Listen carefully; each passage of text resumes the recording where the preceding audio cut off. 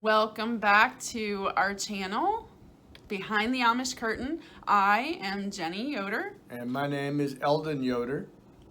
and today we are going to be discussing Amish Healthcare. We had a question that was posed to us by a friend, and she wanted to know more about the way the Amish handle healthcare and their doctors. So I'm going to interview Eldon, who was born and raised Amish, and he will be able to answer those questions for us. So, first question, do the Amish go to doctors?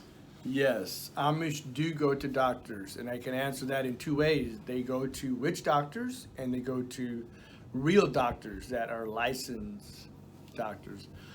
So, but for the most part, I would say they would go to all natural resources, such as where they would go with the pills that are natural. Let's say you have a burn, they have a natural plant that they grow that has the big leaves on it to where you put on your leg, arm, chest, wherever it's at that you got burnt, and it actually does work. It is the natural way of it's a natural remedy to help overcome burns, and it helps you and also prevents from getting infection in your burns. Is It's that aloe vera? it's not aloe vera, it's something in Oh. that line. But yeah, aloe vera is another plant that is raised among the Amish to put on burns, stings, bumblebees.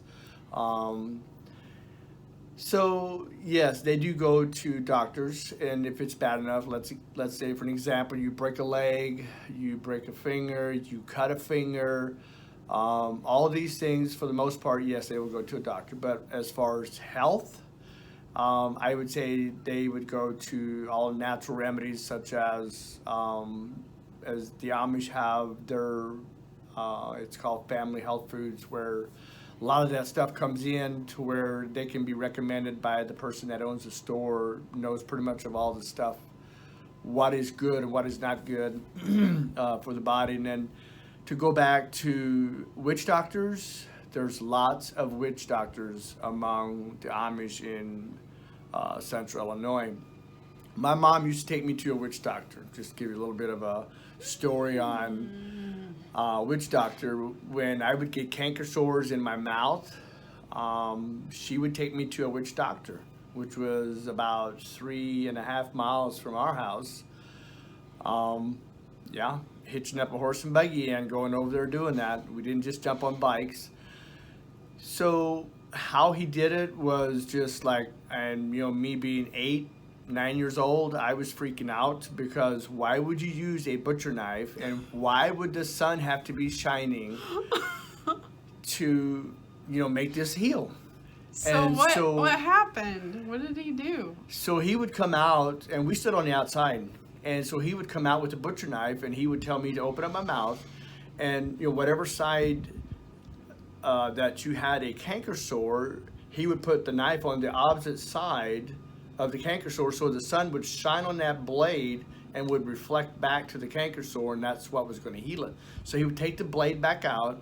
He would go over to the water pump, or no, before he went to the water pump, he stabbed it in the ground, and then pulled it back out, and then he would go to the water pump and pump water over it, wipe it off, and then if you had sores on the other side, he would repeat the same cycle. So did it help? No, it still took its course. You went home and you still had this maybe 2 or 3 days that you had to watch salty foods because it would burn on the inside. But there's a lot of that stuff that takes place among the Amish. And how do they receive that stuff? How do they learn about witchcraft? That is a sad story, but it's true how people go and get taught to practice witchcraft. And it's a divination power that comes from the devil. I'm just going to speak clearly because when I got set free from it, I was so free I could shout and dance and jump, and knowing that this was from the pits of hell, what I was doing, because I practiced the same thing. Because I received that spirit as a small child, as my mother used to take me to a doctor, to a witch doctor. And I always claim that's how I received that demonic spirit. It's a demonic spirit that can be handed down from adults to little children, and the little children are innocent, don't realize it until they get older, and that's how I experienced that. And it's not from God. And it's not from God. It is not from God. It's a divination power, and it's like I always said, the devil has power, but God has the almighty power. So, and I always like to, in this part of the testimony, is to say that always lean on God. Always ask God first before you run to a doctor. Always cry out to God first before you say, well, I got to go to a doctor now. Because I'm a believer that God heals today, tomorrow, and forever. So, yeah, broken bones, all these things, yes, you will have to go in and get somebody that can, set your leg, set your arm, elbow, whatever it is that you break, that you have to get reset. But back to the witch doctors, you have those that are taught to where they can look at a woman and they can tell the woman if the woman is pregnant, they can tell the woman it's going to be a boy or a girl just by looking at them. You have the pill testing, the vitamin pill testing, to where the arm moves one way or the other. There is so much of that it makes you wonder, where's that power coming from? And it's obvious it's not coming from God, because there's never a prayer said. There's never God mentioned in the whole event, I guess you would say. And how these people are taught just makes you shiver, and it just makes you aware of, don't mingle with it. Don't mingle with it. I have friends that went to Indiana and that were taught to practice this, witchcraft, pill testing, brafa. The Amish version is called brafa. And a woman would go in a room that is dark, no lights, no curtains. It's all dark in there, and the man is supposed to teach this woman in the dark. I don't know what takes place. I didn't want to ask. But that's, first of all, is not right in the eyes of God. It is not right in the eyes of God to have a woman or a man being in a room that are not husband and wife to teach witchcraft.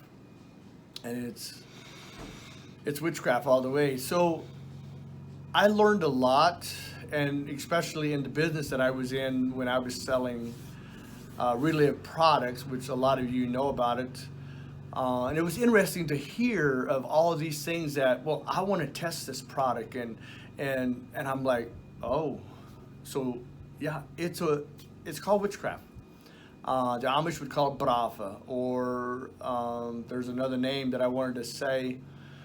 But anyway, yes, Amish do go to doctors if it gets bad enough, as a broken leg or arm, whatever, because they need someone to set. With your finger, you went to the hospital, right? You went to the local hospital.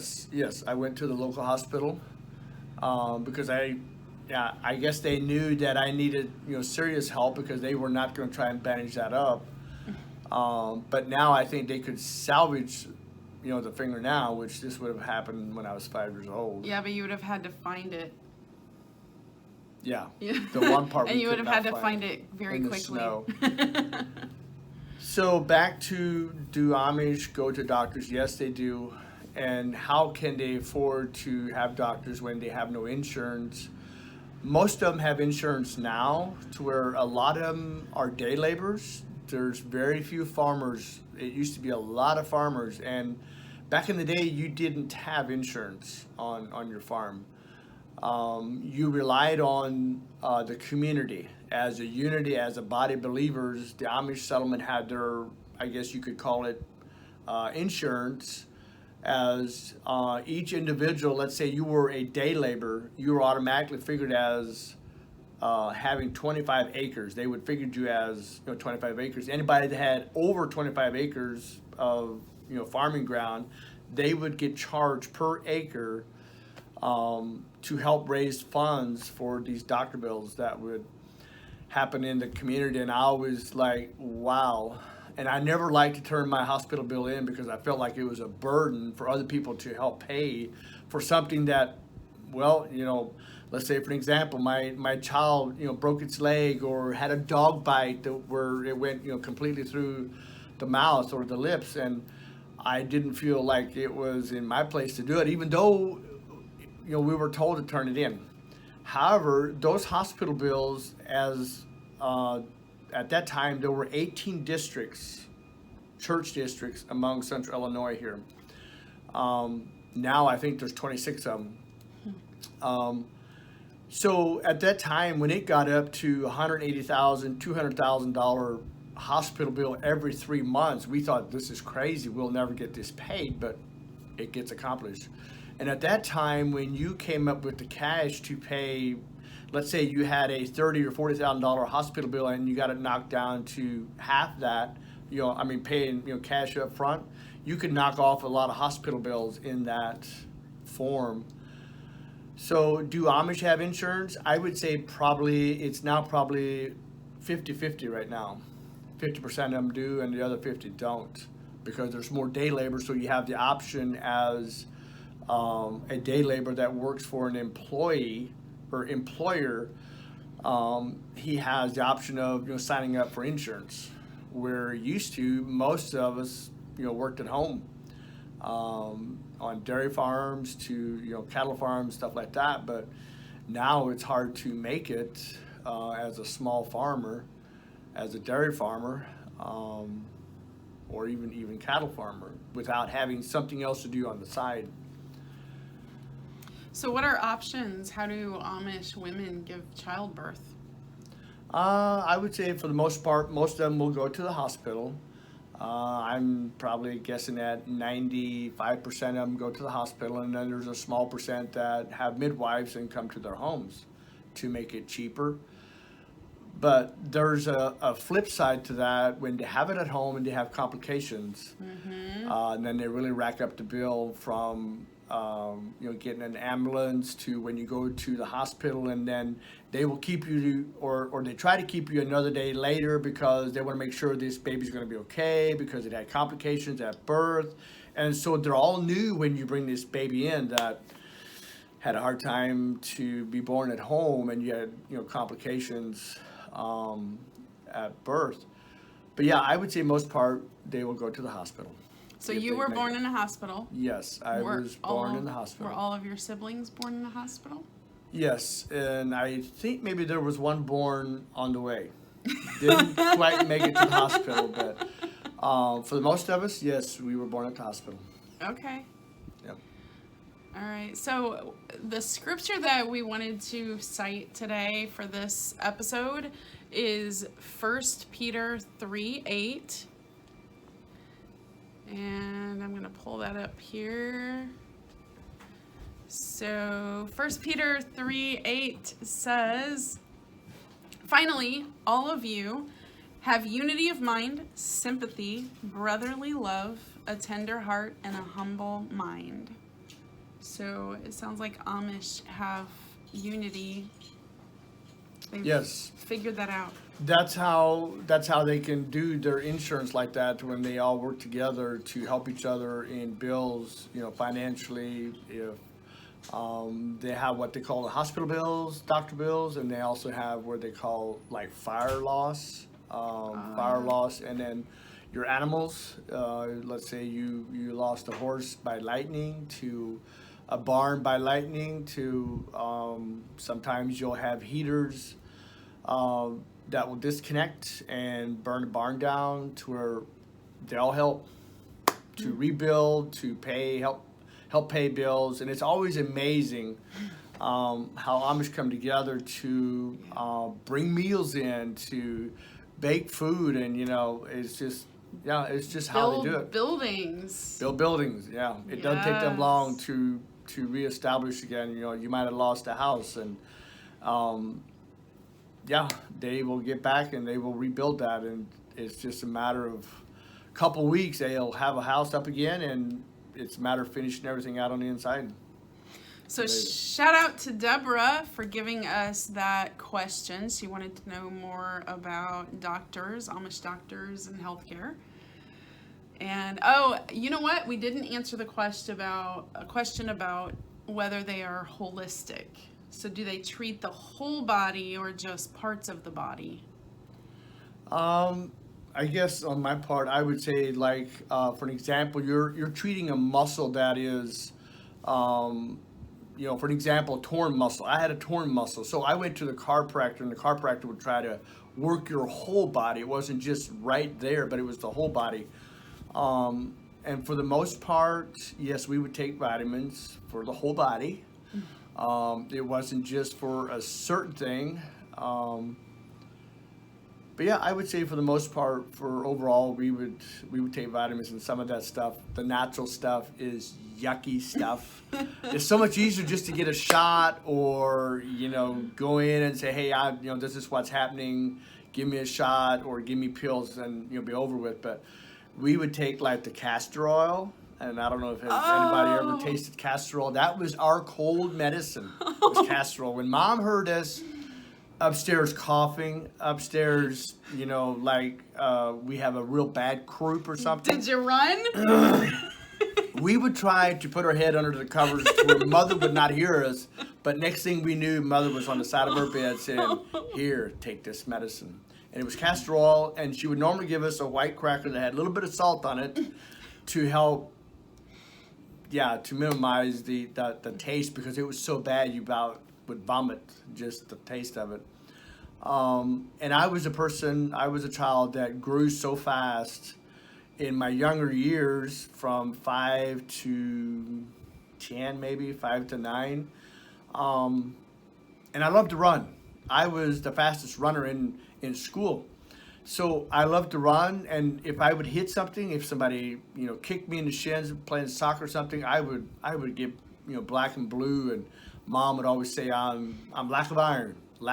She always had something to diagnose with each of us kids of, there's something wrong. And she would give us something. And in my situation, it was called beef, iron, and wine. And I'm sure, some of you people know what that is. However, if you take it, it is disgusting. It is not good. Did it work? Oh, I kind of felt like it did. Because that kind of cleared up. And it was the quickest way, and it's the natural way of doing things. Instead of going with prescription or drug or going to a doctor, whatever, you did stuff the natural way. Okay, well, I know I've learned a lot. I hope y'all have. So that's all I have. And I would say be blessed. Until next time. Keep smiling. Jesus loves you. Amen.